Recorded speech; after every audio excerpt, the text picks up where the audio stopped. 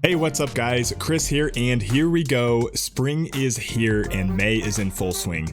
You can see I'm growing out the beard here a little bit. I'm traveling to the Pacific Northwest next week, and I just want to fit in with the locals. So, Diggs, how am I doing? In this video, we're talking about the next couple of months in War of the Visions Global and how you can best plan your account for free-to-play and light spenders leading up to the Final Fantasy VII Remake event, which will likely hit us about August. And it's a good thing because summer was looking pretty bleak, except of course for the release of Fast and the Furious 9, where Vin Diesel shows us if you drive fast enough, you can actually reverse the effects of aging. Now, there are a lot of characters coming to War of the Visions Global between now and then, and I do mean a lot, so it's really important to sift through all of these units and figure out the best course of action. Not only this, but we still don't know when this confirmed Lara Croft collab will hit us, and we almost certainly will get blindsided by the swimsuit waifus.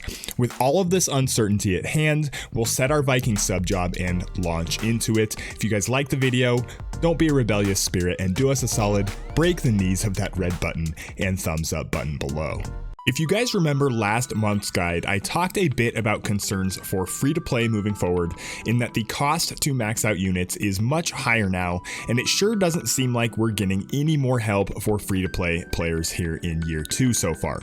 Now, I've talked personally with a lot of players who are on the verge of quitting simply because it feels extremely overwhelming fighting against whales who have 120 Yunas, Tituses, Orons, Gilgameshes, and Max Bahamets, and trust me, it's not going to get much better for free to play for a little while with 2 premium units headlining the next month. And I'm not the only one. Many have voiced concerns on Reddit for free to play.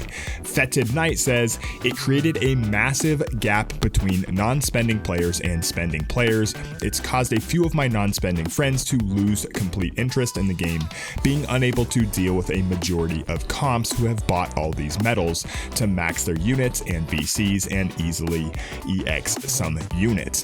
To which the all-wise, all-knowing, found in your local produce section, Cabbage responded, if free-to-play players want the paid experience, they should pay. And he's not wrong. As free to play, you can't expect to max out everything. You need to have direction and plan out what units and vision cards that you want to go for. Certainly, you can be building a lot of things on the back burner, but you need to be deliberate and targeted for your top teams. Otherwise, you will always have that feeling of inadequacy, like walking into a White Castle or listening to a Black Eyed Peas album. The perfect response to this came from Setzer Gambler, fantastic name BT dubs. They say, I've been free to play since launch and I have no intention on spending on this account. I still have no trouble in arena hitting Diamond Master in class match and competing in my top 10 guild in Guild War. I don't see the game as getting more difficult either.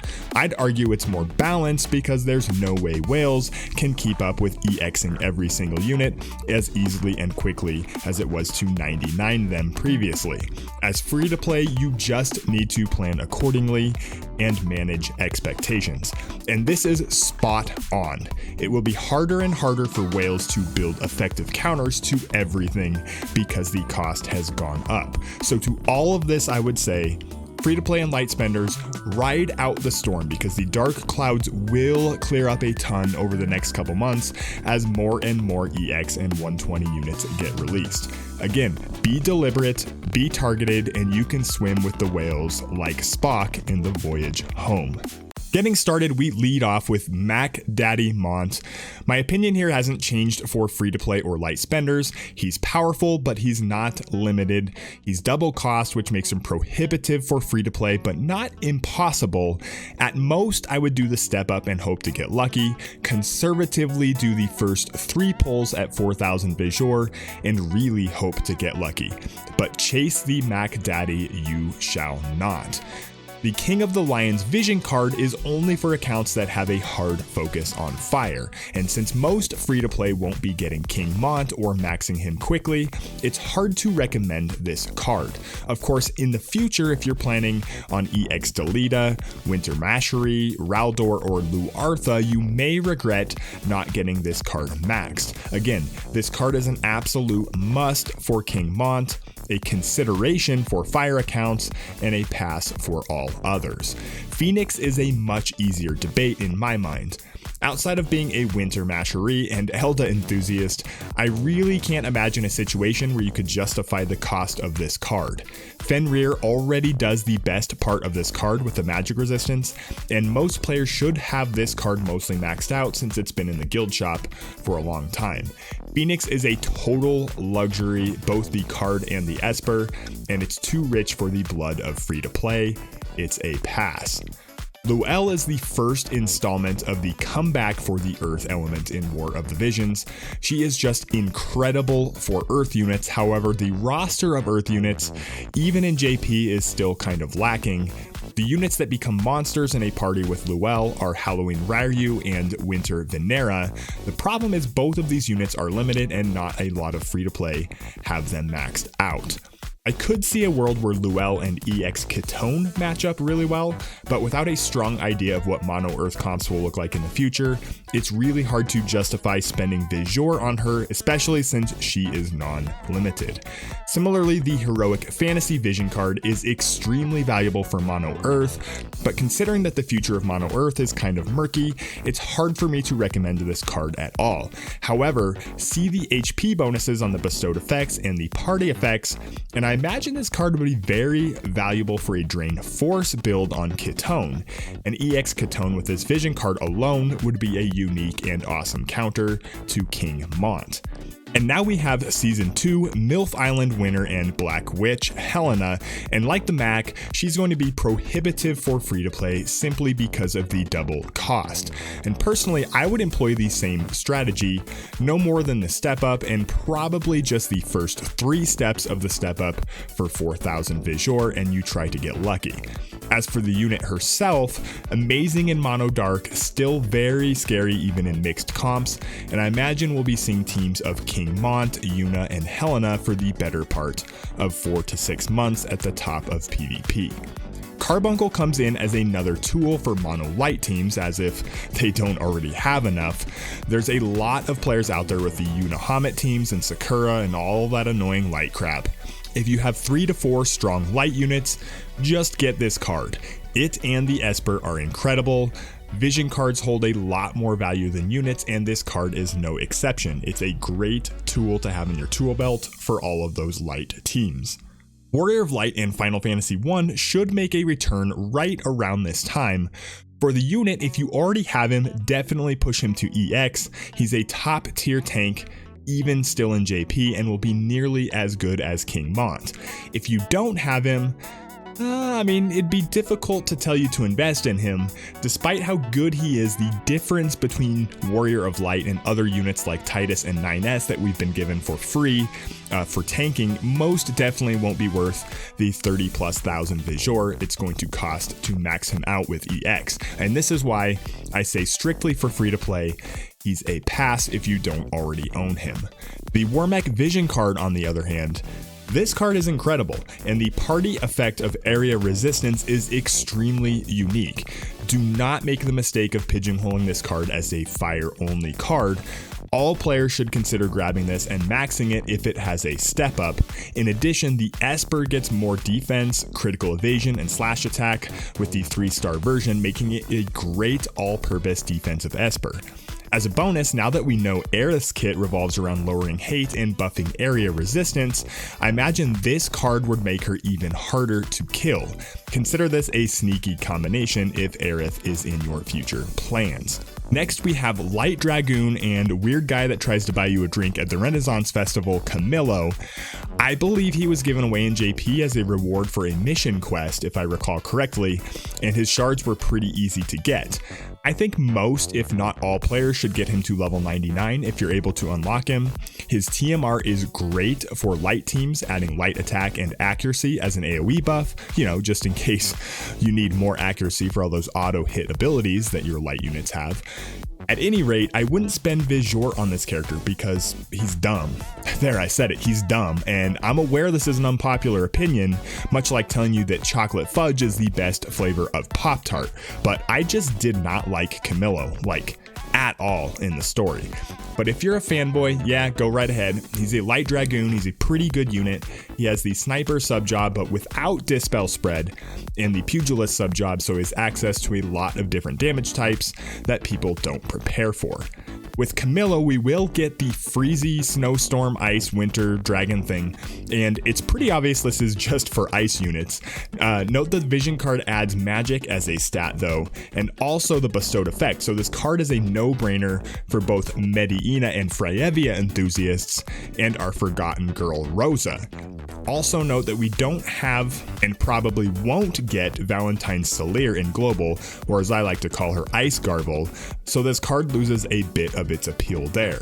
And while this card is for ice magic, don't sleep on the Esper for your Auron, Gilgamesh, Laswell, or Barrett.